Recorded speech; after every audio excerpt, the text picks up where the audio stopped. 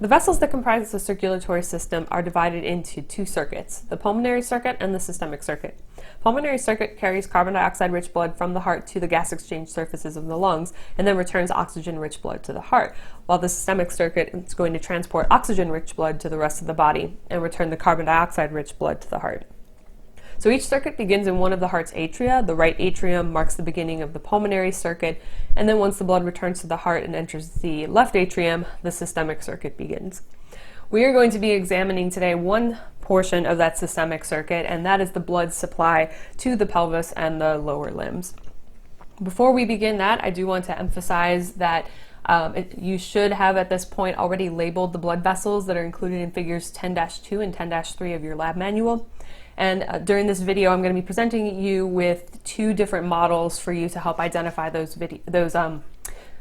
vessels on both the flat man and the leg model that we've already seen the muscles on. So the flat man should look familiar to you. You've already seen this once, but as a model that had the nervous system on it as opposed to the circulatory system. And I did want to take a minute just to point out the orientation issue that we had in the nervous system one also applies here. Notice that the right leg is in anatomical position. So from this viewpoint, you're going to be looking at everything that's going on the anterior part of the leg. Even though the bones are cut, if you can't see a blood vessel, that should imply that it is behind the bone. So in this case, it would be a posterior portion that you can't see. However, this left leg is laterally rotated. So instead of looking at the anterior side, along this plane, we are looking at the medial side. And if something is behind the bone, that implies it's on the lateral side of the leg and we can't see it. If we see something over here in this region where my cursor is right now, that is representing the posterior compartment of the leg, while the anterior compartment is over here, though something still could be partially obstructed, especially by that tibia because it's larger than the fibula on the other side. Okay, so let's begin by talking about, again, where this blood is coming from. Once it leaves that left ventricle, it's going to be going into the ascending aorta, the aortic arch, and then begin its pathway through the descending aorta. We can split that descending aorta into two different parts, the first of which is going to be the thoracic aorta, which is present in the thoracic cavity. And that diaphragm is going to be the distinguishing landmark between the thoracic cavity and the abdominal cavity. So once that aorta pierces the diaphragm and enters the abdominal cavity, it officially becomes the abdominal aorta. So the terminal part of the abdominal aorta is going to divide to form the right and the left common iliac arteries, which I've depicted here in green. And that's going to occur at approximately the level of the L4 vertebra. So each common iliac artery is going to travel along the inner surface of the ilium and eventually divide into the internal and external iliac arteries. And that's going to occur approximately at the level of the sacroiliac joint. So the internal iliac artery, which I have depicted here in white, is going to enter the pelvic cavity, and we're not going to continue to follow that one any further. The external iliac artery, which is depicted in blue, is going to be supplying the oxygenated blood to the lower limb. So let's go ahead and continue to follow these arteries now through the thigh and through the leg, and we're going to begin with the thigh region. So that external iliac artery is going to exit the abdomen and travel underneath the inguinal ligament, which occurs between that anterior superior iliac spine and the pubic symphysis. We can't see it specifically on this model, but you can kind of approximate where it would be. Now, after doing so, the name is going to change to the femoral artery as it then continues along that anterior and medial surface of the thigh. As it approaches the distal region of the thigh, it's going to pass through the adductor hiatus. Again, you can't see this because the muscles aren't in this model, but you can approximate where that is going to be. And then at this point, the name is going to change to the popliteal artery as it continues in the distal posterior thigh. So let's go ahead and kind of move a little bit further down in this model. After crossing that popliteal fossa, then the popliteal artery is going to divide into the anterior and the posterior tibial arteries. The posterior tibial artery is going to continue down in that posterior chamber of the lower leg, but we're going to, for now, initially follow the pathway of that anterior tibial artery. In order to get to that anterior component, the anterior tibial artery, which at this point you can see just a little of here on the model, it's going to travel in between the tibia and the fibula and pass through that interosseous membrane in order to get to the anterior side. So now moving over to this right leg, we can see approximately where that comes through, and we can see it running here right in between those two bones. Now when it reaches the ankle, it's going to become the dorsalis pedis artery. And at the distal end of the foot, it is going to arc laterally and become the dorsal or arcuate arch. Small digital arteries are going to branch off of this arch to supply the distal regions of the foot and the toes. Additionally, if you go back here to our left leg that's laterally rotated, at about a third of the way down the lower leg, you can start to see that anterior tibial artery on this leg as well as it comes forward a bit. It becomes a little more anterior, so it's no longer being hidden by that tibia. And then just as before, once it gets to that ankle, then we can see approximately where it's going to become that dorsalis pedis artery. So now let's go ahead and go back to that posterior tibial artery and back where the initial split is. As I mentioned, it kind of follows along here in this posterior region, but shortly after splitting with that anterior tibial artery, this posterior tibial artery is going to give rise to the fibular artery. This artery is going to travel just posterior to the fibula, which is why very little of it is actually visible here on the model. In fact, we can see just a small portion right here before it again is going to be obstructed by the tibia in this view. The posterior tibial artery continues traveling distal or deep to the soleus muscle, and at the ankle it is going to divide to form the medial and the lateral plantar arteries. We can only in this model see the medial plantar artery on this side because the lateral view is obviously on the other side and is being obstructed by other things that are here in the foot. Now the medial and lateral plantar arteries create anastomoses with the plantar arch, also not visible here, as well as with the dorsal arch. And as we saw with the dorsal arch, the plantar arch also gives rise to multiple digital arteries. So now let's move on to consider the venous return of this blood to the heart from the lower limb. So digital veins are going to drain blood into the dorsal and the plantar venous arches. On the plantar side of the foot, this arch is going to split into the medial and the lateral plantar veins. And veins on the plantar side of the foot, though, are not going to be visible on this specific model, so we're not going to be able to see those. However, the dorsal venous arch is actually visible on this side of the foot, along with some of its associated digital veins. Blood in the dorsal venous arch is going to drain into two superficial veins, the lesser saphenous vein and the great saphenous vein, but we're going to return to those later. For now, I want to follow essentially the deep route of the venous drainage. None of the deep veins of the leg, which are the anterior tibial veins, the posterior tibial veins, and the fibular vein, none of those are going to be visible on this model. However, all of their companion arteries are. And remember that all three of these deep veins form paired venae comitantes that travel alongside those companion arteries. So following the same pattern of the arterial vessels, the fibular veins are going to drain into the posterior tibial veins, which then merge with the anterior tibial veins to form the popliteal vein. So if we go ahead and look at this model, we can see even on this left leg here, our posterior tibial vein, artery. So pretend that there are veins associated with that instead. And then our fibular veins would drain into the posterior, continue on as the posterior, and then right here is where that merger would be with the anterior tibial and the posterior tibial to form that popliteal. So let's go ahead now and continue following that popliteal vein, or the route of that popliteal vein, on the other side of that, or in the thigh region of the leg. So let's take a peek at this leg, on the right leg of this model, where we do have the veins visible. And while we can't directly see the popliteal, you can kind of imagine approximately where it would be hiding behind this bone, which is why I've indicated it with a dashed line. So that popliteal vein is then going to travel through the adductor hiatus, and it's going to emerge on the anterior side of the thigh as the femoral vein, which is going to be traveling alongside the femoral artery. Femoral vein is then going to pass underneath the inguinal ligament, and it's going to become the external iliac vein. The external iliac vein is then going to merge with the internal iliac vein to form the common iliac vein. And then the right common iliac vein is going to merge with the left common iliac vein to form that inferior vena cava.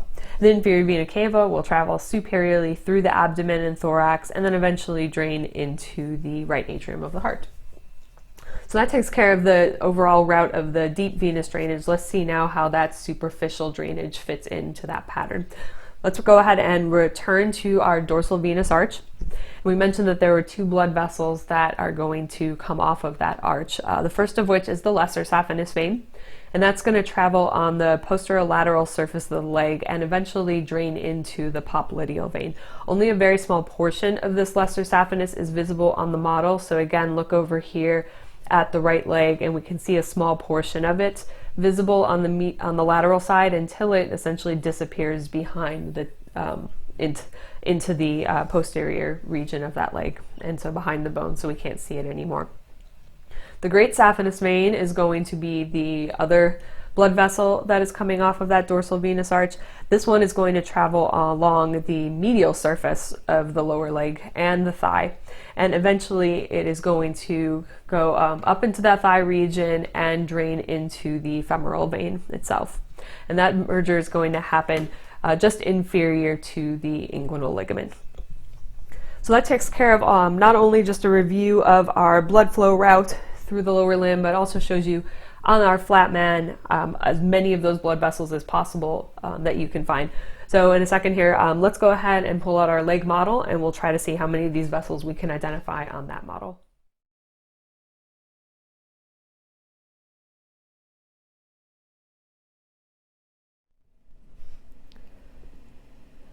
We're going to continue our review of lower limb blood vessels now using our model of the leg. We're also going to take advantage of the opportunity to match these blood vessels up with some of the nerves that they are traveling near, because we've already discussed these nerves in our previous lesson. So again, this is the left leg that we're looking at. So we're going to come up to the most proximal part of the circulatory components that we can see, and that would be the common iliac artery that we have right here.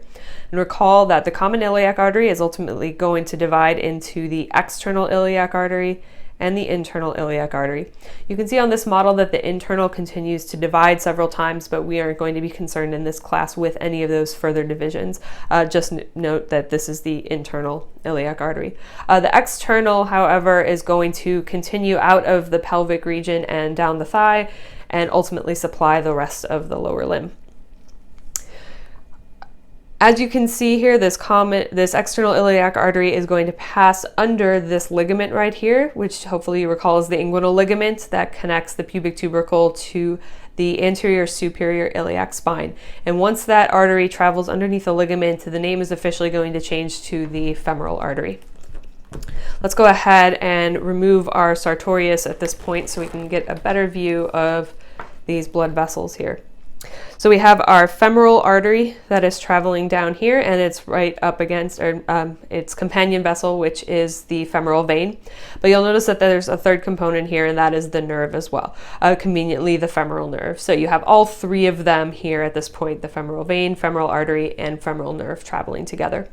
These blood vessels are going to continue along the anterior part of the thigh until it gets to this point right here, where you can see they all of a sudden disappear. They don't actually disappear. They're heading towards from the anterior portion of the thigh to the posterior part by traveling through that adductor hiatus, or that space, that gap in the adductor magnus. Let's go ahead and turn this around to the posterior side. I've already removed the hamstring muscles so we can get a better view of what's going on at this region. I think you can see an even better depiction of kind of this curved arch shape of the adductor hiatus. And identifying the two different parts of the distal parts of that muscle. We can see part of the muscle that's going to be going and inserting into the linea aspera, while this portion of the muscle is going to continue distally and insert into the adductor tubercle of the femur. Once these blood vessels reemerge on the posterior side, the name is officially changed from the femoral artery to the popliteal artery, as we're entering the popliteal region of the leg. There's still the vein associated with it, still named the popliteal vein at this point. Popliteal artery is going to continue on down, but you'll notice that at this point, just kind of at that superior region of the popliteal surface of the femur, these two blood vessels are going to become associated with a different nerve. So again, a quick little review of our nerves here. This is our sciatic nerve that is coming along the posterior side, coming from that sacral plexus. Recall the sciatic nerve doesn't actually innervate any muscles, but about 2/3 of the way down the thigh, it is going to split. One branch of the sciatic nerve is going to continue straight down that medial region of the thigh, and that is the tibial nerve. And then we can see here our common fibular nerve is the other branch that is going to head around to the lateral side and eventually disappear underneath some of the muscles that we can see on this model. And so we can't see the rest of that nerve at this point. However, as I mentioned, we still do have our tibial nerve here. So at this point, the tibial nerve is associated with the popliteal vein and the popliteal artery. So all three of those are going to continue on together right along this medial portion of the leg, just past the knee, just past the popliteus muscle itself. And at this point, the vein has been cut off, but I just want you to keep in mind that from here on down, all of the arteries I'm pointing out will have companion veins associated with them by the same name. The veins just aren't present in the model for simplicity here. So again, here we have our popliteal artery and the tibial nerve traveling with each other in this neurovascular bundle. And then our popliteal artery is going to split. One branch of that split is going to continue down that medial posterior region of the leg, while the second split is going to head off through the interosseous membrane and into the anterior chamber of the leg. So once the split occurs, this one that continues on down the medial posterior portion is the posterior tibial artery, while this branch right here is the anterior tibial artery. And we can't see the rest of it right now because it is traveling to that anterior side. So one thing to keep in mind is that once we get past this split, the artery and the nerve still don't have the same name. So we have the artery is the posterior tibial artery, but the nerve is just the tibial nerve.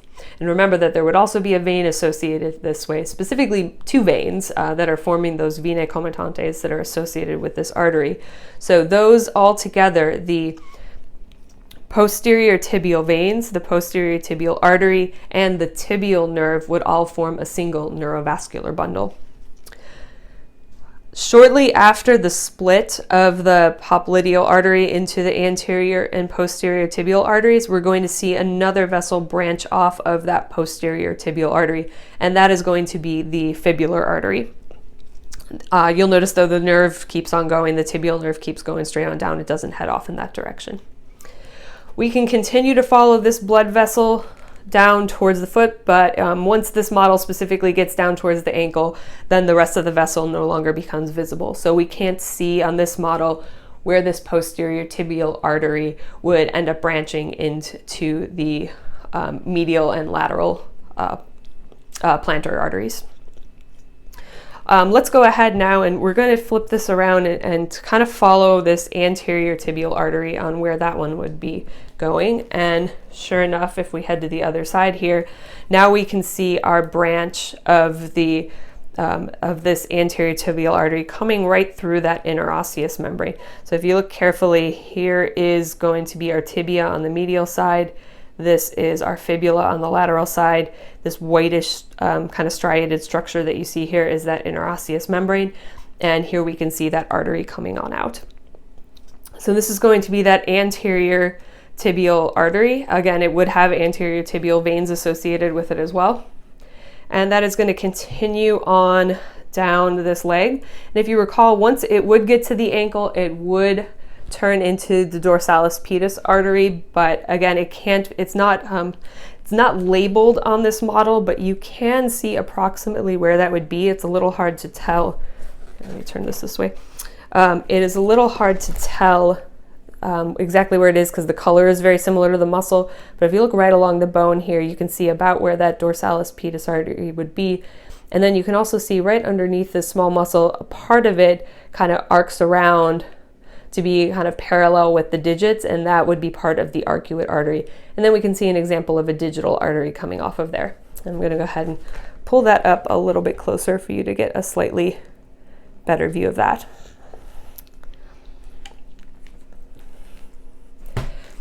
Okay, the other thing that I want to point out just over here is that this is a point where you can also see on the anterior side that there is a nerve associated with the anterior tibial artery, and this happens to be the deep fibular nerve. So recall that our common fibular nerve, which we saw over here, wraps around the head of the fibula, and then on the other side, deep to the muscles where we can't actually see the split occurring, that common fibular nerve is going to split into a superficial and a deep fibular nerve. This one right here, if you remember, is the superficial fibular nerve, while the deep fibular nerve does actually head deep, and essentially the deepest component of that anterior chamber, just on top of that interosseous membrane. And here, this is where it meets up with that anterior tibial artery. And of course, the anterior tibial artery, as we mentioned, would have the veins associated with it. So those blood vessels and that nerve would also form a neurovascular bundle. So again, this is just a kind of a confirmation for you that the anterior tibial arteries, anterior tibial blood vessels form a neurovascular bundle with the deep fibular nerve. There is no neurovascular bundle formed with the superficial fibular nerve. That just stays by itself as it heads to the fibularis longus and brevis muscles. On the posterior side, recall that the posterior tibial artery is forming and veins are forming a neurovascular bundle with the tibial nerve, and those are remaining in that posterior chamber. But then the fibular blood vessels do not have a nerve that they pair up with. So I know that can sometimes be a little confusing, remembering what the components are of the neurovascular bundles, because the names don't necessarily match up, because there are essentially two tibial blood vessels, posterior and anterior, but only a single tibial nerve, one fibular blood vessel, and two fibular nerves, the superficial and the deep.